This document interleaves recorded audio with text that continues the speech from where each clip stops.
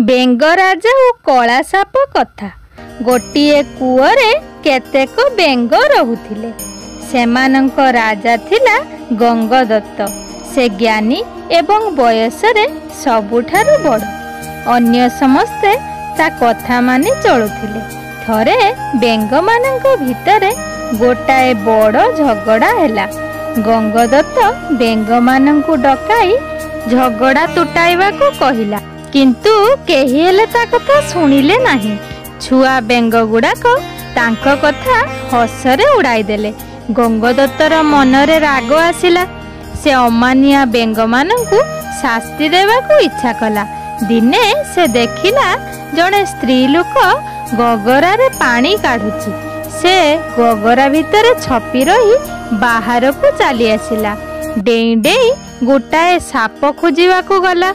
एतिकी बेले तार नजर पड़िला धान बिल कड़े गोटाए कला साप गातरे पशि जाउची।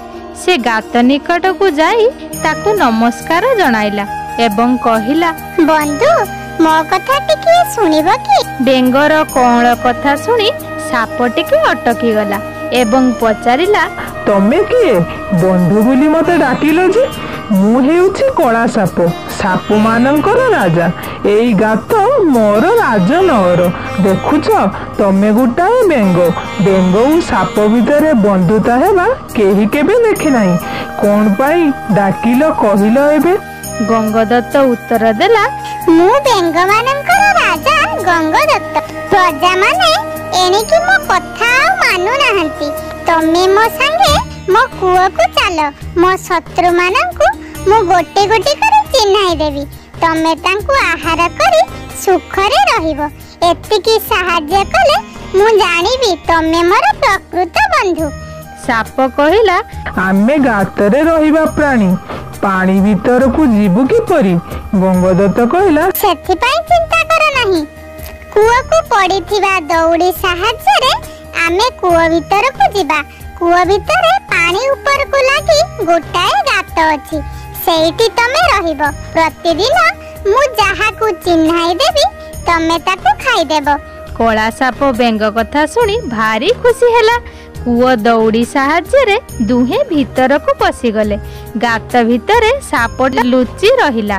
प्रतिदिन बेंग राजा गोटाए शत्रु बेंग चिन्हाई दिए। कला साप सेठी को भोजन करी आराम रे गातरे रहे। दिन केईटा भितरे गंगदत्तर सबु शत्रु निपात होई गले। शेष को रहिले गंगदत्तर परिवार, रानी, पुओ, जमुना दत्त ओ से निजे। बेंग राजा कला साप निकट को आसिला एवं कहिला, बंधु तमे मोर अनेक उपकार कल। तम ऋण मु सुझी पारिबी नाही। मोर समस्त शत्रु शेष हो जाइछंती। एनिकी तमे तम बाटरे चली जाओ। मु टिके शांति रे निश्वास मारिबी।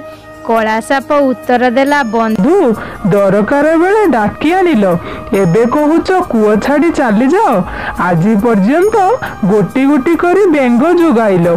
सेमानंकु खाई मोर बेंग खिया निशा बढ़ी जाइछि। जुआडू हेले बेंग जुगाइबा तमर काम।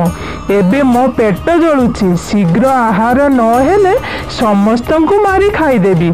सेदिन कला साप गंगदत्तर पुओ जमुना दत्त को खाईदेला। गंगदत्त ढेर मन दुख कला। रानी को आगरे जाई बहुत कांदिला। रानी कहिले, आग पछ न विचारी बेंग खिया साप को निज पाख को डाकी आनिल। समस्तन को खाइबा परे आजी आम पुओ को से खाईदेला। काली मोर पाली।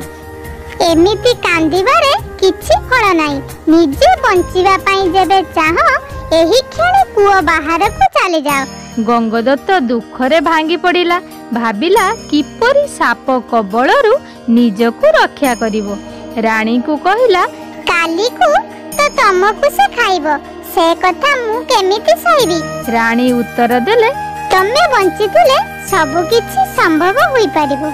आग निज कथा चिंता करो। गंगदत्त एबे पुओ को हराइला। एणिकी निज चिंता निज मुंडरे। ता मुंडरे गोटाए बुद्धि जुटिला।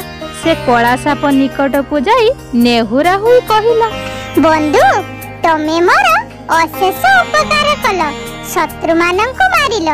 ପରେ ଭୋକ ସମ୍ଭାଳି ନ ପାରି ମୋ ପୁଅ ଯମୁନା ଦତ୍ତକୁ ମଧ୍ୟ ଖାଇଦେଲ। କାଲି ରାଣୀଙ୍କର ପାଳି, ତା ପରଦିନ ମୋ ପାଳି। ମତେ ଖାଇବା ପରେ ଆଉ ତ ଆହାର ମିଳିବ ନାହିଁ। ମୁଁ ଗୋଟାଏ ଉପାୟ ପାଞ୍ଚିଛି। ଏହି ପାଖ ଗାଁ ପଡ଼ିଆରେ ଗୁଡ଼ାଏ ବେଙ୍ଗ ରହୁଛନ୍ତି। ଆଜି ମୁଁ ଯାଇ ସେମାନଙ୍କୁ ଏଠିକୁ ଡାକି ଆଣିବି। ତମର ଆଉ ଆହାରର ଚିନ୍ତା ରହିବ ନାହିଁ। କଳା ସାପ ଏକଥା ଶୁଣି ଭାରି ଖୁସି ହେଲା। କହିଲା, ଆଉ ବିଳମ୍ବ କଲ କାହିଁକି? ଶୀଘ୍ର ସେମାନଙ୍କୁ ଏ କୂଅକୁ ଡାକି ଆଣ।